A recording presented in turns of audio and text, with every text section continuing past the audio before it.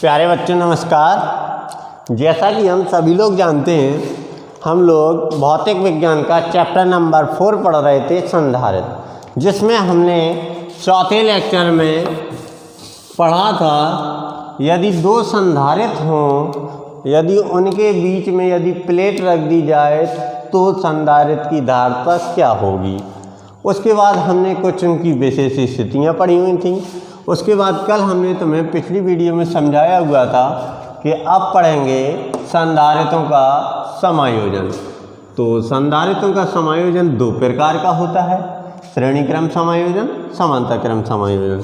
तो उसी को आगे देखते हुए हम पहला देखते हैं श्रेणी क्रम समायोजन। तो श्रेणी क्रम समायोजन में मैंने तुम्हें बताया हुआ था ऐसा समायोजन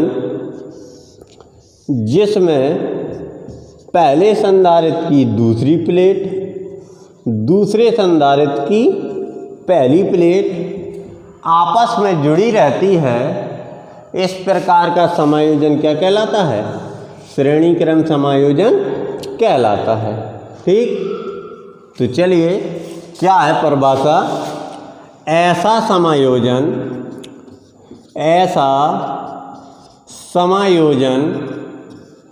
जिसमें पहले संधारित्र की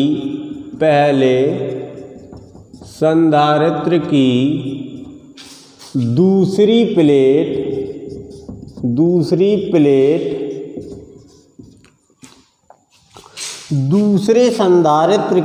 प्लेट दूसरे संधारित्र की पहली प्लेट के साथ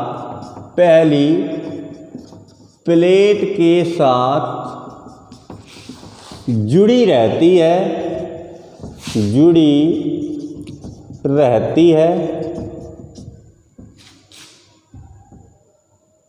ऐसा समायोजन जिसमें पहले संधारित्र की दूसरी प्लेट दूसरे संधारित्र की पहली प्लेट के साथ जुड़ी रहती है, श्रेणी क्रम समायोजन कहलाता है।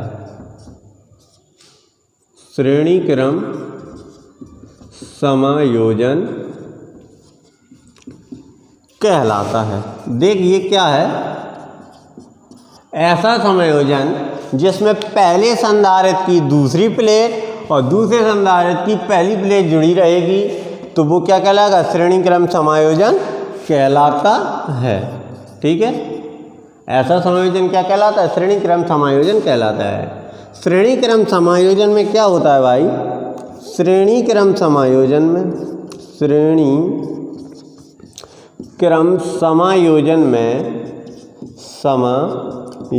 में आवेश सभी संधारित्रों में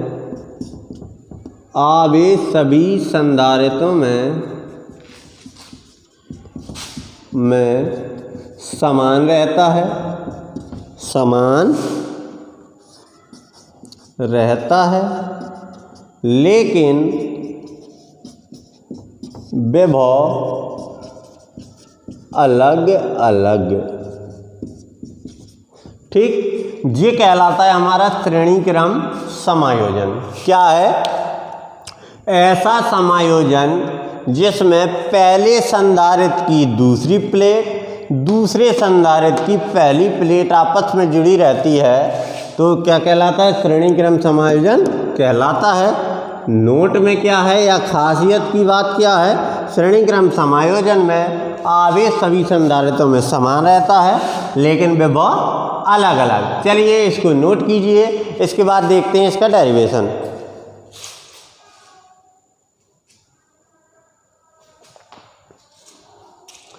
चलिए देखते हैं डेरिवेशन क्या है इसका। अच्छे से देख लो एक बार क्या है। ऐसा समायोजन जिसमें पहले संधारित्र की दूसरी प्लेट और दूसरे संधारित्र की पहली प्लेट आपस में जुड़ी रहेगी, ऐसा समायोजन क्या कहलाएगा? श्रेणी क्रम समायोजन। तो चलिए अब हम लोग यदि मान लें कोई संधारित्र तो फिर इसका डेरिवेशन करें तो देखिए क्या आएगा। तो चलिए मैंने सपोज कर लीजिए मान लिया, माना 3 संधारित्र हैं, एक का नाम ले लिया C1, एक का ले लिया C2 और इसका ले लिया C3 है, जो आपस में श्रेणी क्रम में जोड़े गए। ठीक, ये मैंने मान लिया 3 संधारित्र हैं C1, C2 और C3, जो आपस में श्रेणी क्रम में जुड़े हुए हैं। इन पर विभव क्रमशः V1, V2 तथा V3 है, क्योंकि विभव तो अलग अलग होता है, लेकिन आवेश सभी पर समान। ठीक, ये धन ऋण से रहा, ये धन से रहा। तब क्या होगा, इस एक बैटरी से जोड़ दी गए हैं, तब हमें कुल संधारित्र की धारिता निकालनी है, क्या होगी। तो चलिए इसका डेरिवेशन करते हैं। क्या माना हमने, माना 3 संधारित्र जिनकी धारिताएं क्रमशः C1, C2 व C3 हैं। मान लिया हमने, किस में जुड़ी हैं, श्रेणी क्रम में जोड़ी गई हैं, श्रेणी क्रम में जुड़ी हैं। श्रेणी क्रम समायोजन तो जानते हो, पहले संधारित्र की दूसरी प्लेट, दूसरे संधारित्र की पहली प्लेट, श्रेणी क्रम में जुड़ी हैं। प्रत्येक पर आवेश क्रमशः या प्रत्येक पर आवेश Q है, क्रमशः क्यों आएगा, Q है, तथा विभव क्रमशः V1, V2 व V3 है। तब क्या होगा भाई, हम लोग जानते हैं हमें तुल्य धारिता निकालनी है C बराबर, तो हमें पता है संधारित्र की परिभाषा, संधारित्र की परिभाषा से। तो संधारित्र की परिभाषा क्या कहती है भाई, C बराबर क्या कहती है, C बराबर Q/V, यही होता है ना। तो यहाँ से विभव की वैल्यू निकालें यदि हम, तो क्या आएगी हमारे पास विभव V बराबर Q/C, आएगी कि नहीं आएगी। चलिए अब निकालते हैं, सबका क्रमशः विभव निकालते हैं और कुल विभव करेंगे और जोड़ देंगे, आंसर आ जाएगा। तो चलिए कुल विभव निकालते हैं। पहले निकालते हैं C1 पर विभव। क्या निकालते हैं, C1 पर विभव। तो निकाल रहे हैं हम C1 पर विभव, क्या आ जाएगा भाई, वो V1 बराबर, क्योंकि C1 पे विभव V1 है, Q आवेश है और C1 धारिता है। इसी प्रकार निकालते हैं C2 पर विभव। तो C2 पर विभव निकालेंगे तो वो आ जाएगा V2 और Q/C2। इसी प्रकार हम लोग निकालते हैं C3 पर विभव। C3 पर विभव निकालेंगे तो वो भी आएगा भाई V3 = Q/C3। अब मैं बात करूँ कुल विभव की, तो कुल विभव क्या कहलाएगा, कुल विभव V बराबर टोटल Q V1, V2 और V3 का, तो V1 + V2 + V3। V की वैल्यू कितनी दी है, Q/C, ये दी है ना, तो रख दिया Q/C बराबर V1 Q/C1 + Q/C2 + Q/C3। Common क्या आ रहा है, Q, तो Q/C बराबर, Q कॉमन ले लिया, 1/C1 1/C2 1/C3। Q से Q 1/C = 1/C1 + 1/C2 + 1/C3। ये आ गया हमारा श्रेणी क्रम में धारिता, तुल्य धारिता। तो इससे एक निष्कर्ष निकलता है, क्या निकलता है, इसको नोट करिए, या फिर मैं अभी बता दे रहा हूँ क्या निष्कर्ष निकला हमारा, देखिए देखने से ही पता चल रहा है। अतः श्रेणी क्रम में जुड़े हुए संधारित्रों की तुल्य धारता का व्युत्क्रम, जो तुल्य धारता का व्युत्क्रम है ना, उनकी अलग अलग धारताओं के व्युत्क्रम के योग के बराबर होता है। देखिए यही तो निष्कर्ष निकला है। अतः श्रेणी क्रम में जुड़ी हुई संधारित्र की तुल्य धारता का व्युत्क्रम, जो तुल्य धारता का व्युत्क्रम है ना, उनकी अलग अलग धारताओं के व्युत्क्रम के योग के बराबर होता है। यही निष्कर्ष निकला ना। तो चलिए इसको नोट करिए, इसके बाद हम देखते हैं निष्कर्ष क्या निकलता है।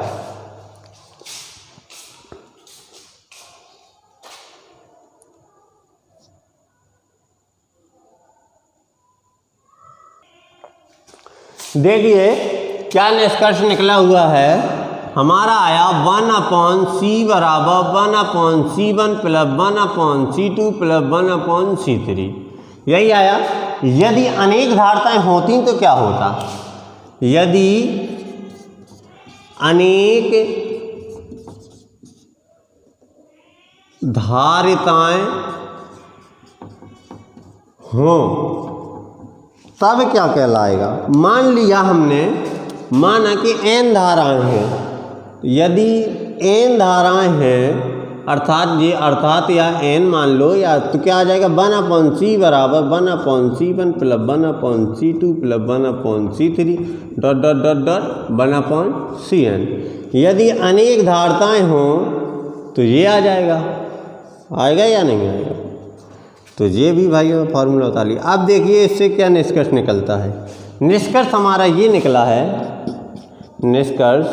निष्कर्ष क्या निकला है, अतः श्रेणी क्रम में जुड़ी तुल्य धारता का व्युत्क्रम, जो तुल्य धारता का व्युत्क्रम है ना, उनकी अलग अलग धारताओं के व्युत्क्रम के योग के बराबर। ये अलग अलग धारताएं जो उनका व्युत्क्रम है, जो उनका योग है। यही निष्कर्ष चलिए लिखते हैं। निष्कर्ष क्या निकला, अतः श्रेणी क्रम में जुड़ी हुई धारता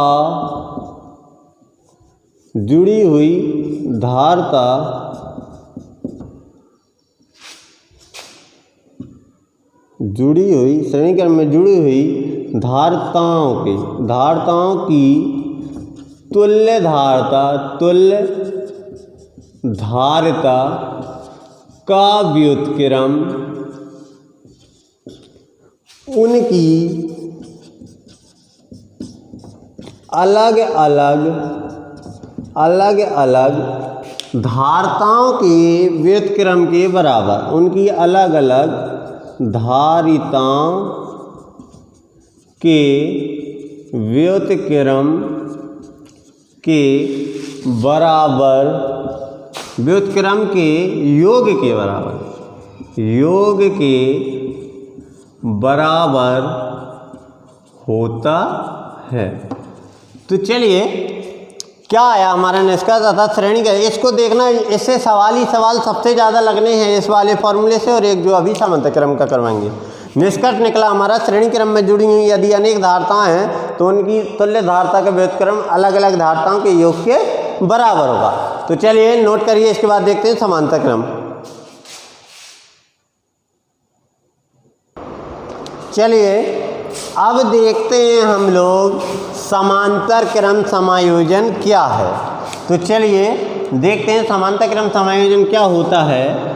हमने तुम्हें कल बताया था, पहले संधारित्र की पहली प्लेट और दूसरे संधारित्र की पहली प्लेट के साथ, तो तब पहले संधारित्र की दूसरी प्लेट दूसरे संधारित्र की दूसरी प्लेट के साथ आपस में जुड़ी रहती है। तो इस प्रकार का समायोजन क्या कहलाता है, समांतर क्रम समायोजन कहलाता है। तो चलिए क्या है,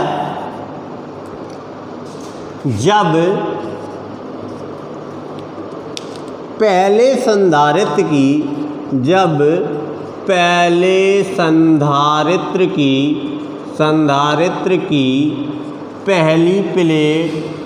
पहली प्लेट दूसरे संधारित्र की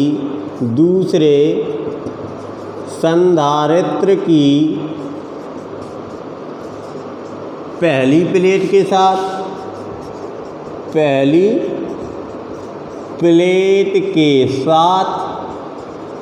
तथा पहले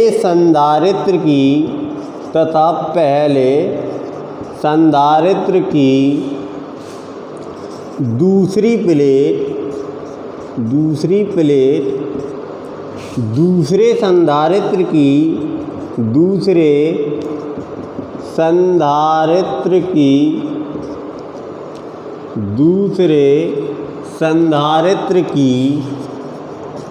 दूसरी प्लेट के साथ जुड़ी रहती है, तब समायोजन क्या कहलाता है? समायोजन समांतर क्रम समायोजन कहलाता है। समांतर क्रम समायोजन कहलाता है। ठीक, अब समांतर क्रम समायोजन में क्या होगा? समांतर क्रम समायोजन में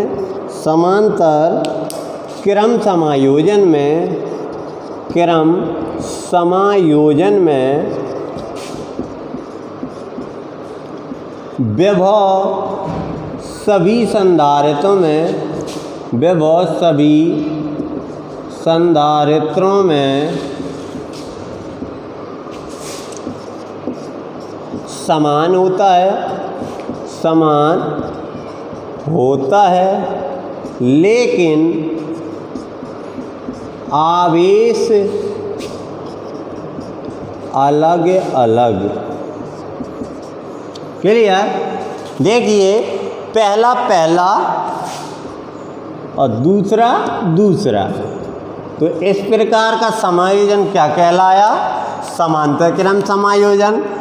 क्या है? जब पहले संधारित्र की पहली प्लेट और दूसरे संधारित्र की पहली प्लेट के साथ तथा पहले संधारित्र की दूसरी प्लेट और दूसरे संधारित्र की दूसरी प्लेट के साथ आपस में जुड़ी रहेगी, तो ऐसा समायोजन क्या कहलाएगा? समांतर क्रम समायोजन। समांतर क्रम समायोजन में विभव समान रहता है और धारा अलग अलग रहती है। तो चलिए इसको नोट कीजिए, फिर इसका भी डेरिवेशन करते हैं।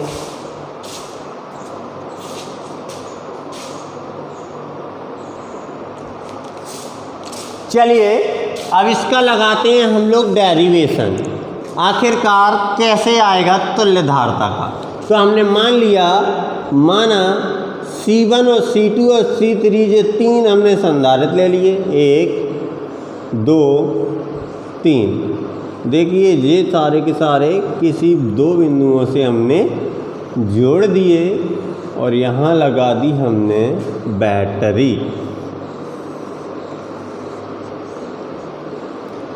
माइनस प्लस वाला बड़ा होता है। ठीक, ये C1 C2 C3 A और B पॉइंट पर जुड़े हुए हैं और समांतर क्रम में जोड़े गए हैं।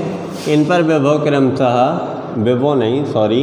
आवेश क्रमशः Q1 Q2 Q3 है और विभव सब में V है।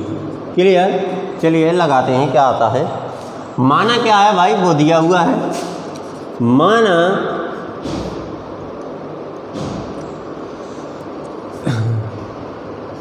तीन संधारित्र जिनकी धारिताएं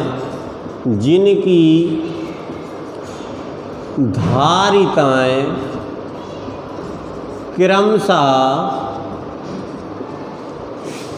C1 C2 C3 हैं। ठीक, तीन संधारित्र हैं जिनकी धारिताएं C1 C2 और C3 हैं, समांतर क्रम में जोड़े गए हैं। समांतर क्रम में जोड़े गए हैं, जिन पर आवेश क्रमशः आवेश क्रमशः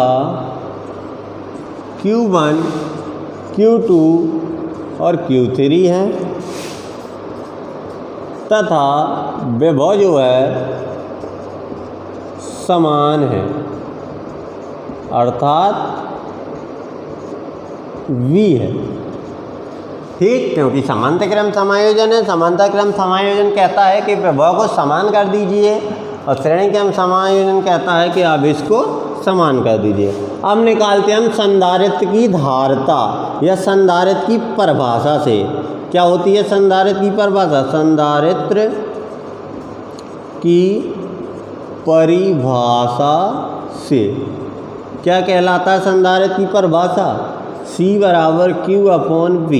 देखिए जो बराबर नहीं है उसी की वैल्यू निकालो। क्या नहीं है बराबर? आवेश, उसमें विभव नहीं था तो विभव का यहाँ पे आवेश, तो Q बराबर CV आ गया। इसी प्रकार निकालते हैं C1 पर आवेश, तो C1 पर आवेश की बात की जाएगी तो वो कहलाएगा Q1 और वो आ जाएगा C1 और विभव तो समान है V है।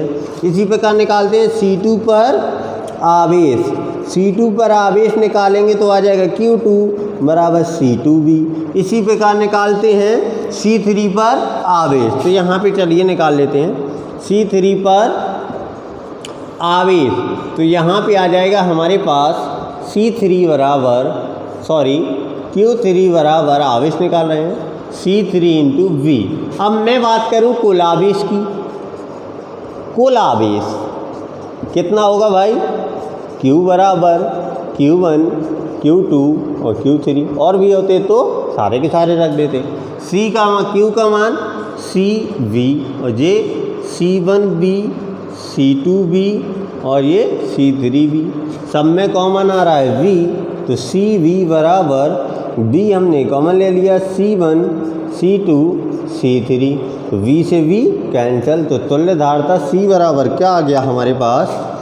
C बराबर C1, C2 और ये C3, और भी धारताएँ होती तो उनको भी जोड़ देते। तो ये आई है हमारी समांतर क्रम में तुल्य धारिता C बराबर C1 plus C2 plus C3। और भी अब इससे भी एक निष्कर्ष निकलेगा, देखिए क्या निकला। अतः समांतर क्रम में जुड़े संधारित्रों की तुल्य धारिता उनकी अलग अलग धारिताओं के योग के बराबर होती है। तो चलिए इसको नोट कीजिए, फिर इसका निष्कर्ष लिखते हैं।